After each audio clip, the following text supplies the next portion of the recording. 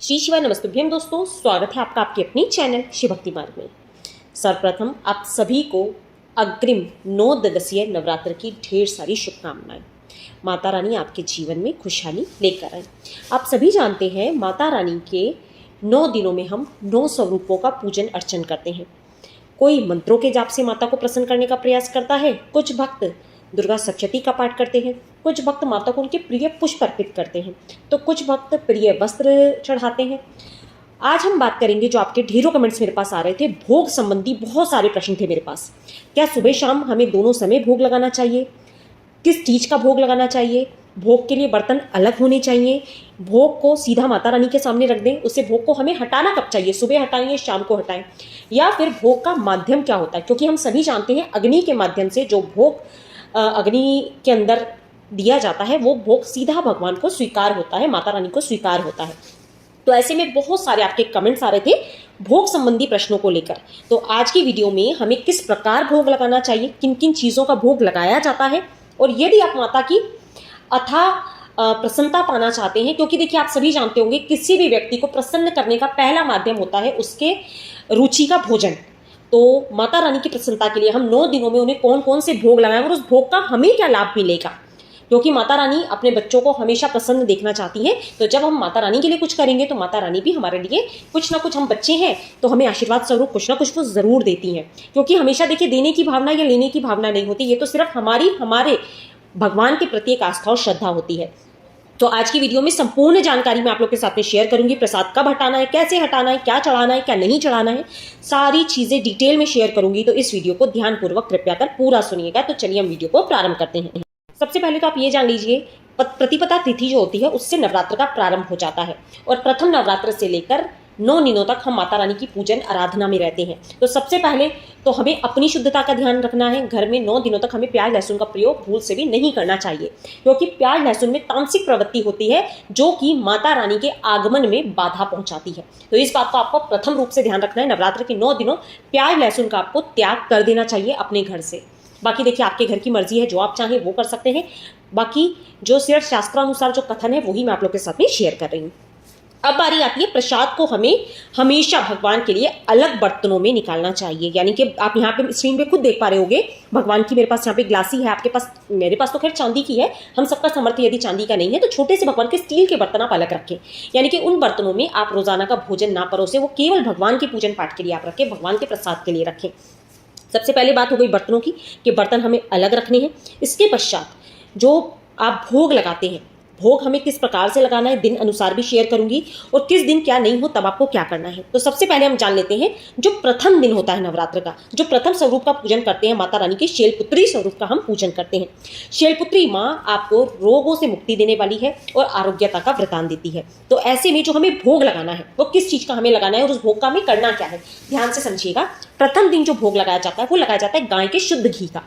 अब आप यहाँ पे स्क्रीन पर देख रहे होगे ना, मैं वीडियो में आप लोग के साथ में शेयर कर रही हूँ कि मैं किस तरह से भोग लगाती हूँ। यदि आपका भी सामर्थ्य है तो आप बिल्कुल लगाइए।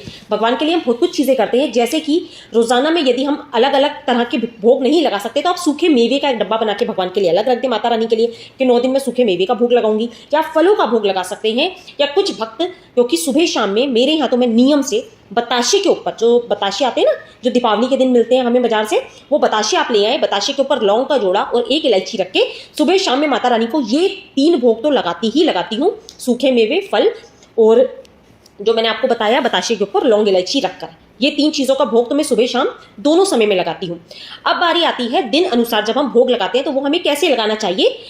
जैसे कि आपने प्रथम दिन गाय के घी का भोग लगाया, छोटी सी कटोरी में आप घी भर के माता रानी के सामने रख दीजिए। सुबह या शाम के समय आप कभी भी रख सकते हो, उसमें कोई दिक्कत वाली बात नहीं है कि मैं सुबह नहीं रख पाई तो शाम को रख दूं क्या। सुबह शाम में आप कभी भी घी का भोग लगाएं, ठीक है। साथ ही साथ जो फल चढ़ता है पहले दिन वो चढ़ता है अनार। तो आप चाहें तो सुबह अनार का भोग लगा के शाम को घी का भोग लगा सकते हैं, या फिर शाम में अनार चढ़ा दीजिए, सुबह घी का भोग लगा दीजिए। ये हो गया, हमने भोग माता रानी के समस्त रख दिया। साथ ही साथ पानी का ग्लास आपको जरूर रखना चाहिए, बिना पानी के आप भोग ना रखें। तो हो गया भोग चढ़ाने की बात। जब आप भोग माता रानी के सामने रखेंगे उस पर से 3 बार जल घुमाया जाता है, ठीक है। ये हो गया पहला माध्यम। दूसरा माध्यम होता है जब हम भोग अर्पित कर देते हैं तो सुबह में या शाम में, चाहे तो आप दोनों समय पान के पत्ते के ऊपर, क्योंकि मुख शुद्धि के लिए पान भी रखा जाता है, सामर्थ्य हो तो सुपारी सुबह शाम रखें, नहीं तो एक ही बार पान का भोग लगा सकते हैं। पान का बीड़ा आप बाजार से भी बनवा के ला सकते हो, नहीं तो घर पे भी पान के पत्ते के ऊपर लौंग का जोड़ा, एक इलायची रख के आप माता रानी को उसके ऊपर एक सुपारी रख के पान का भोग लगा सकते हैं मुख शुद्धि के लिए। ये हो गया। अब जब हम भोग लगा देते हैं, क्योंकि भोग लगाने से पहले हम पूजा वगैरह सब कुछ कर देते हैं, भोग लगाने के पश्चात कुछ लोग छोटा सा हवन, जिसे हम अग्यारी बोलते हैं, वो करते हैं। यदि आपको नहीं आता है मुझे कमेंट बॉक्स में बताना, मैं भी करती हूँ तो आप लोग के साथ में शेयर कर दूंगी। अग्यारी करने के पश्चात आरती की जाती है, भगवान को दक्षिणा रखी जाती है, क्षमा प्रार्थना मांगी जाती है, फिर हम माथा वगैरह टेकते हैं, फिर आसन हटाते हैं। उसके पश्चात भोग को उठा लिया जाता है। भोग बहुत देर तक नहीं छोड़ना चाहिए, उससे भोग का भी अपमान होता है। जब आपकी संपूर्ण पूजा हो जाए 5 या 10 मिनट के बाद भोग को आपको उठा लेना चाहिए। उस भोग को उठाने के बाद आपको करना क्या है, जैसे कि मान लीजिए पहले दिन आपने घी का भोग चढ़ाया, तो घी को आप आशीर्वाद स्वरूप मस्तक पे तिलक छोटा सा कर सकते हैं, जिससे कि आपके शरीर से रोगों को दूर करता है। ये आरोग्यता आपको माता रानी का आशीर्वाद मिलता है, आपको आरोग्यता का। और उसके पश्चात जो घी है, क्योंकि घी देखिए हम डायरेक्ट तो नहीं खा सकते, तो आप घी अपने किसी व्रत के फलिहार में यूज कर सकते हैं या पराठा वगैरह में यूज कर सकते हैं। किसी प्याज लहसुन की सब्जी में यूज मत करिएगा, क्योंकि वो प्रसाद स्वरूप हमने माता रानी को चढ़ाया है। ठीक है, ये हो गया। दूसरे नवरात्र के दिन जो हम पूजन करते हैं वो करते हैं माता ब्रह्मचारिणी के स्वरूप का। माता ब्रह्मचारिणी बुद्धि, विद्या, आशीर्वाद की देवी है। शोक का विनाश करती है आपके जीवन से। यदि कोई भी दुख वगैरह चल रहे हैं, लंबी आयु का आपको वरदान देती है।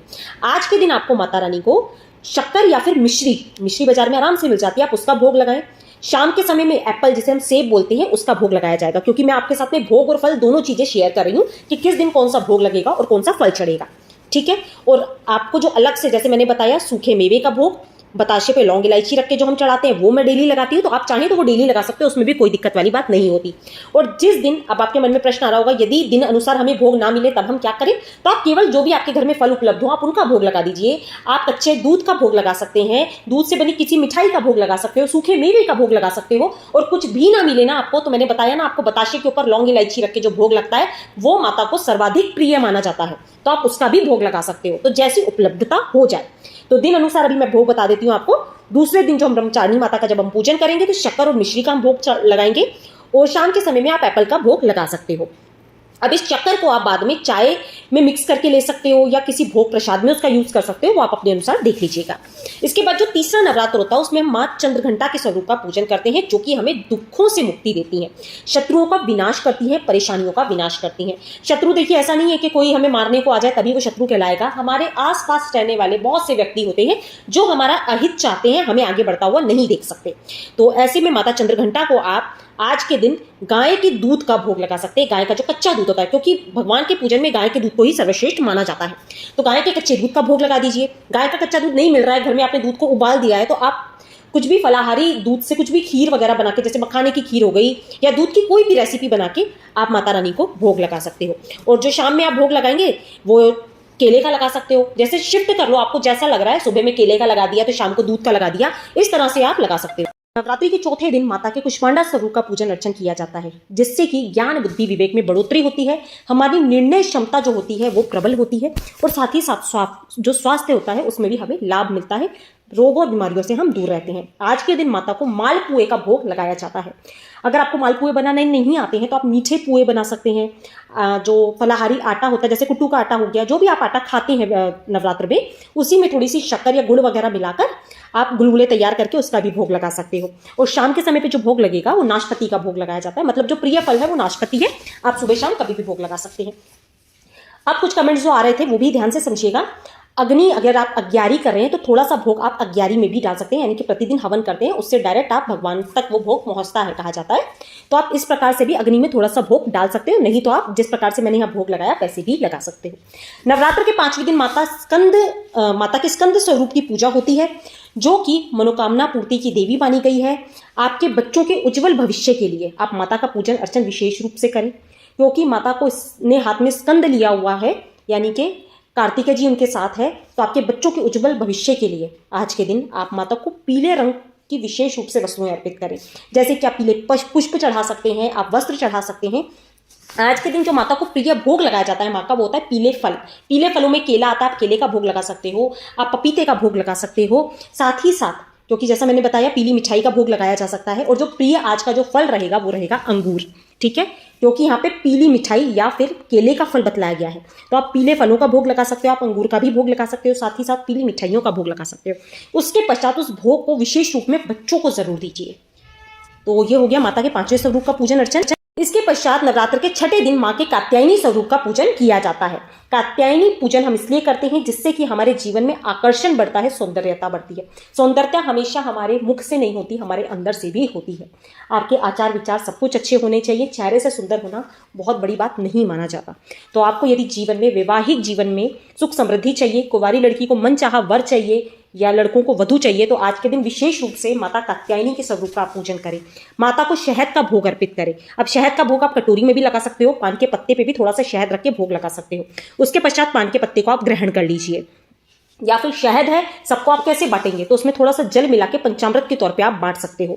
और जो आज प्रिय भोग जो लगाया जाएगा फल का, वो रहेगा अमरूद का भोग आप लगा सकते हो। इसके पश्चात जो नवरात्र के 7वें दिन यानी 7वें नवरात्र के दिन माता के कालरात्रि स्वरूप का हम पूजन अर्चन करते हैं। माता कालरात्रि आपके शत्रुओं का विनाश करती है। मैंने पहले भी बताया, शत्रुओं का विनाश का मतलब ये नहीं है उन्हें कोई हानि पहुंचाना। आपके जीवन में बहुत सारे लोग हैं जो आपको आगे बढ़ते हुए नहीं देख सकते। केवल माता पिता के बिना कोई भी, मुझे नहीं लगता ऐसा व्यक्ति है जो किसी की तरक्की से खुश होता होगा।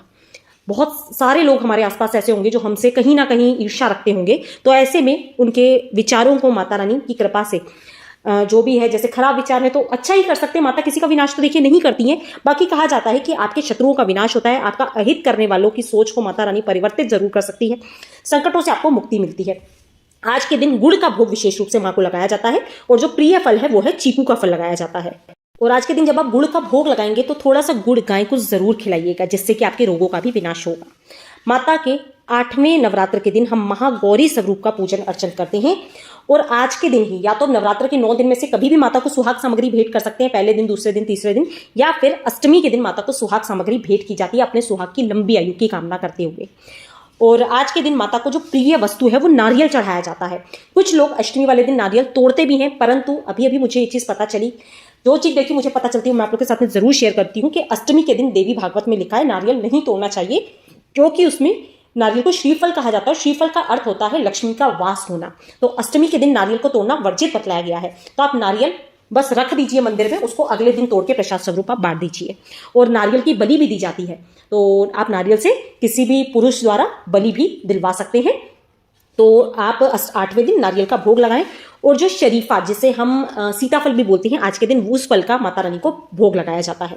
अब नवरात्र का जो आखिरी दिन है, जिसे हम सिद्धिदात्री बोलते हैं, जिस दिन हमें सभी सिद्धियों की, कामनाओं की पूर्ति होती है, हमारे मनचाहा आशीर्वाद मिलता है, सुख समृद्धि का माता रानी आपको आशीर्वाद देती है।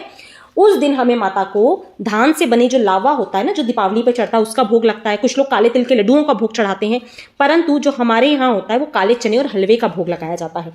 तो आप अपने अनुसार देख लीजिए, आपके यहाँ जो भी भोग चढ़ता हो। प्रिय फल माता रानी को आज के दिन संतरे का लगाया जाता है।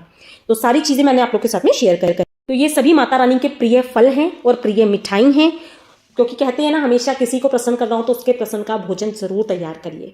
तो ये तो बस हमारी तरफ से एक सामर्थ्य होता है। और ये सब नहीं चढ़ा सकते हो तो सूखे मेवे आप ला के रखो, मैंने पहले भी बताया। बताशा आप डेली रूप से चढ़ा सकते हो, उसमें कोई दिक्कत नहीं है। अब रही बात पान के पत्ते, लौंग, इलायची की, तो पान का पत्ता आप प्रसाद स्वरूप खा सकते हो। नहीं तो जो पान के पत्ते पे लौंग और इलायची रखती हूँ ना मैं, उस पान के बीड़े को मैं अग्यारी में ही डाल देती हूँ। तो आप ऐसा भी कर सकते हो। देखिए, जो आपके लिए संभव हो। और अग्यारी हमेशा कोशिश करें, जो हवन होता है वो सूर्यास्त से पहले होता है। तो इस बात का विशेष रूप से ध्यान रखिएगा। सारी जानकारी देने की पूर्ण रूप से कोशिश करी है। वीडियो अच्छा लगा हो तो वीडियो को लाइक करने के साथ साथ प्लीज चैनल को सब्सक्राइब जरूर कर लीजिएगा। मिलते हैं अपने नेक्स्ट वीडियो में, तब तक के लिए श्री शिवा नमस्तुभ्यम, जय माता रानी दोस्तों।